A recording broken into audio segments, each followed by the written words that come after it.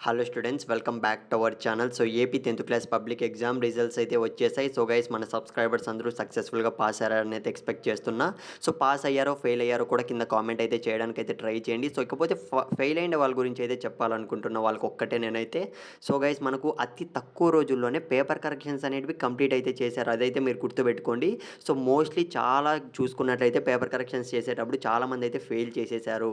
So అన్న update అయితే రావడం జరిగింది. సో అందులో మీరైతే ఏమాత్రం టెన్షన్ అయితే పడకండి.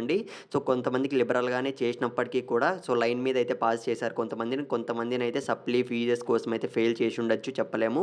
సో నేనేం చెప్తానంటే, ఫెయిల్ అయిన వాళ్ళు మీరు ఫస్ట్ ఆఫ్ ఆల్ టెన్షన్ అయితే పడకండి. బాధపడకండి గైస్, మీరు ప్రెషర్‌లోకి అయితే వెళ్ళిపోకండి. సో సప్లీ అయితే మనకుందనమాట. సప్లీ ఎగ్జామ్‌లో ఖచ్చితంగా మీరు పాస్ అయిపోతారని అయితే నేనైతే నమ్ముతున్నా.